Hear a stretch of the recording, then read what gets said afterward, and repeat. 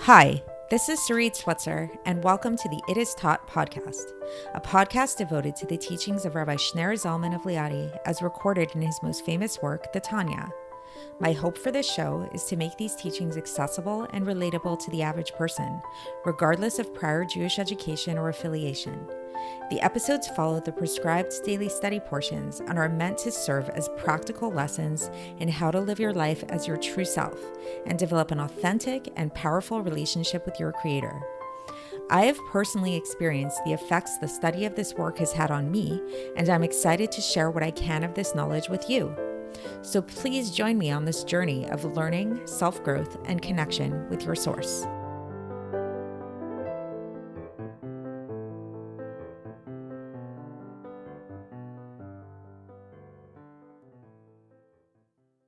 Hi, and welcome to the It Is Taught podcast. This is episode 714 for the 22nd of Cheshvan in a regular year. Do you ever have the experience where a friend tells you, oh, wow, I was thinking about you over Shabbos and I thought about coming to visit, but I just couldn't bring myself to leave the house. Or imagine if the same friend on your birthday says, oh, wow, it's your birthday. I knew it was your birthday and I actually thought about all these different presents that I could get you. And I had the full intention of getting you a present, but I just got too busy. So I didn't get it for you. But you should know I was thinking about you the whole week and I had this amazing present in mind to get you. It was really amazing. And it was this present that I wanted to get for you. So at first, these kind of comments might sound kind of cute and funny, right? But after a while, if this is your whole relationship with the person, whether it's a friend or a spouse or a partner or whatever it is, it's going to get kind of annoying, right? And it feels kind of empty. And even if that the person's not like mocking you and they really mean it sincerely, that they really were thinking about you and they really did have this full intention to get you this present or whatever it is, what good is an intention when it's not followed through with an action? So in the case of presents and visits and stuff like that, like those are kind of like maybe not like super important things, but what if it's something you really, really need? What if it's something that you need certain medicine at the store and you tell your husband, let's say, to go and get you that medicine at the store. And let's say he comes back from work and he thinks about getting the medicine and he really wants to get the medicine, but then for whatever reason, he forgets at the last minute or he gets caught in traffic or whatever. And he comes home and he says, oh, I really wanted to get that medicine for you, but I wasn't able to get it. How would that make you feel? I mean, that's kind of important. You need that medicine, right? So intentions are great, but they're only great if they're followed through with action. On the flip side, let's say you have a friend who does buy you a birthday present and actually gets you exactly what you want. But let's say they're not in the best mood when they give it to you and they give it to you and they're not fully present when they give it to you. Okay, you might not feel great about the moment when they give you the present, but in the fact that they're giving you this present, and you recognize that this is a present that you really want, and that the person got you this present because they knew that you really wanted this present, even if the state of mind in your friend at that moment was not ideal, that's still kind of a better situation than if they had the intention to get you the present, but they just didn't get it at all, right? Or same thing going back to the husband getting the medicine for the wife. Let's say scenario number one, like we said, he had the intention to get the medicine and he loves his wife and he feels all kinds of feelings for his wife and he expresses these feelings, but he doesn't get her the medicine. Or scenario number two, he gets her the medicine, but he's very busy and he's just like not in a talkative mood and he's distracted with work and stuff like that. I mean, he still got her the medicine, right? Obviously, the ideal scenario is when you have both, when you have the action and the intention, but beggars can't be choosers, right? And if we had to pick one over the other, we'd say we would pick the action and we would strive to have action and intention as well.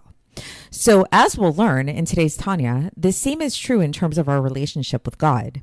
That in terms of our relationship with God, there are these two aspects. There's the aspect of doing the commandments, of doing what God asks of us to do.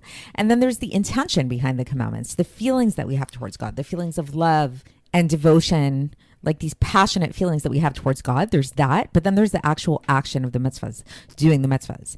And if you've been following along the podcast, if you've been studying Judaism for a while in general, if you had to think which is better, if we had to pick one over the other, which one is more important, we know the action, right? Actions speak louder than words. That's sort of the idea. Even though, as we have learned elsewhere in Tanya, and the Alter Rebbe is actually going to cite that today, intention should not be dismissed. And intention is something that we should all strive for. However, intention is only valuable insofar as there is action attached to it.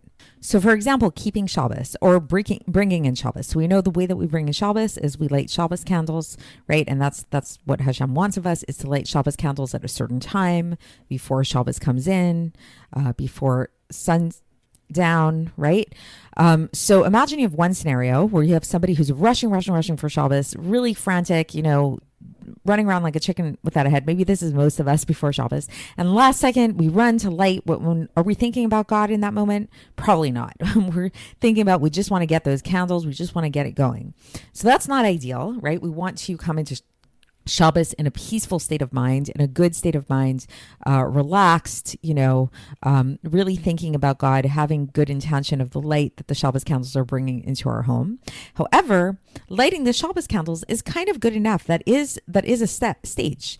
Versus if you had another scenario where, let's say, if you had the right intention, you see this, there are some types of Jewish retreats that kind of get into this, where they don't actually light Shabbos candles, but they'll do things like having like a Shabbos, like a candle meditation. And they feel that meditation is more important than the lighting of the Shabbos candles themselves. Or maybe they'll light Shabbos candles later in the evening, like once Shabbos is already in. That is not Judaism. That's not what God wants. So as much as, yes, they might have the most beautiful of intentions, if the intentions are not tied to the action, it's meaningless. Just like in this scenario of the husband or the friend that has these proper intentions for the presents or the medicine, if it's not tied to the action, it's meaningless. But yet it's not meaningless if it's tied to the action. If it's tied to the action, that's actually what we're striving for indeed. So that's what we're going to be learning about today. And for context, we are still in the middle of Iggeres Epistle 29 of Iggeres HaKodesh. And again, I've been experimenting with this new format of, rather than going line by line through the text, I'm going to kind of go like paragraph by paragraph and kind of summarize the basic ideas of what the Alter Rebbe is teaching us. And I'd love to hear your feedback on this and what you think about this new style. I am enjoying it personally, so I hope you are too. But I always welcome feedback. I always welcome constructive criticism. So with that being said, so the Alter Rebbe, just leaving off from last time. So in yesterday's episode, we talked about this like beaming up thing that happens, like this how the mitzvahs serve as like these hollow pillars which surround the soul and serve as garments for the soul and allow the soul, the different soul levels, to ascend from the bottom up through using physical things down here in this physical world. Now, the Alter Rebbe begins today by supporting this through a citation from the Zohar, which is written in Aramaic. So I don't know Aramaic very well, so I'm not going to attempt to read it. But the basic teaching in the Zohar here is this idea that good deeds, meaning the mitzvahs, elicit a garment of light, of the supernal splendor. So this great Ratzon Hashem that we've been talking about, which comes from the Keter, which ultimately the inner part of the Keter is the Tainug, the pleasure of God. So the will and the pleasure of God, which is the source of the mitzvahs. When we perform the mitzvahs, we elicit this above. We elicit these high levels above. And this is what we call the splendor, the light of the splendor, and also the pleasantness of God, the Noam Hashem. This is related to this level of pleasure within God. And then the Alter Rebbe specifies here that the Zohar specifies that there's actually two different levels. When we're talking about this level of the pleasure in God, we're referring to Gan Eden. We're referring to the Garden of Eden, where souls experience pleasure. But in fact, there's actually two levels to this. There's what we know of as the Lower Gan Eden and the Higher Gan Eden. And the Zohar explains as as explained by the Alter Rebbe, that when we talk about the practical commandments, actually doing the practical commandments, that's the way that we can tap into the lower Gan Eden. That's where the garments that the soul gets garbed in come from the lower Gan Eden. Versus when we talk about the garments of the higher Gan Eden, like how does the soul get to garments of the higher Gan Eden? This has to do with their intention. This has to do with the love and the devotion of their heart that they have that souls have when they're involved in learning Torah. And so it's not enough just to learn Torah. So learning Torah is actually one of the practical commandments. So it would fall into that same category of tapping into the lower Gan Eden if you just learn Torah. Because we know that there's this whole idea of like learning Torah, even though it might not seem like a very physical thing, it's a spiritual endeavor, like you're learning Torah.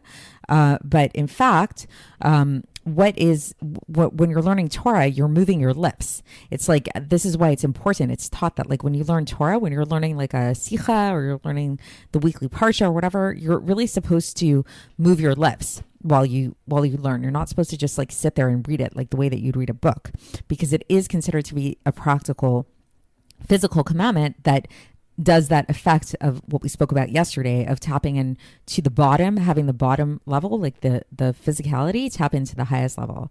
And this is the same thing with prayer. Also, prayer, when you pray, you're not supposed to just like read the siddur like you're reading from a book. You actually have to move your lips in order to be yotze, in order to be to fulfill your obligation of prayer. You have to move your lips. And then the Alter Rebbe concludes here, and he says that, yes, there is something superior about kavana. Like we do the intention that happens when we have, again, it needs to be based in action. We need to pray using our lips. It's not enough to just like sit there in this like deep, profound meditation or sit and pore over Torah books, but just only do it in your head. You have to say the words out loud. You have to make it into a physical action. But okay, assuming that you made it into a physical action, now you can take that physical action and then you can add the intention into it, and that's what's going to let you soar higher. That's what's going to bring it up into an even higher place, into the higher Gan Eden, and your soul can get these garments of the higher Gan Eden. And the Alter Rebbe concludes, and he specifies that this isn't, even though this might seem logical, like, okay, great. So you're, just like we mentioned in the examples of people, that you do the action, and then doing the action, how much more valuable is the action when you attach intention to it? The Alter Rebbe says this isn't something logical. This isn't just like, oh, it makes sense, so that's the case. This happens just because this is God's will. God wants it to be as such that, like, when you attach the kavana, when you attach the intention onto the mitzvahs, this causes the soul to ascend up higher. That's simply God's will. It's not like a logical kind of thing. And the reason why this is important to know is because a person shouldn't make a mistake that their intention itself has the power to cause, like it's not your intention. It's not like you're such a powerful being that you are causing these garments of the soul to happen and you're like this magician that's making this happen. No, God's doing that. So you elicit this power when you create the intention, but the power ultimately comes from God. And the Alter Rebbe concludes that this is explained at length in the first part of Likutei Amarim, in Sefer Shel Beinonim, and on chapter 38, and you can check it up there. So we had other podcast episodes where we looked at that chapter, so you can look it up yourself. And I try to notate every episode with what chapter we're looking on, so hopefully you can look that up. And that's it. And so that's it for today. And tomorrow we're going to conclude this epistle. So I will speak to you then. Thanks for listening to the It Is Taught podcast, hosted by Sarit Switzer. This podcast is dedicated in loving memory of my maternal grandfather, Avraham Yitzchak ben Binyamin HaKohen of blessed memory. Music by Shoshana. If you enjoyed this episode and would like to support the show, please share it with others and subscribe on YouTube, Apple iTunes, Spotify, or wherever you listen to podcasts. And make sure to leave us a 5-star review. To find out more about the It Is Taught project, including more information on my soon-to-be published book, please visit our website, itistaught.com. To catch the latest from me, follow me on Facebook, Instagram, and Twitter. Looking forward to speaking with you tomorrow, and until then, have a great day.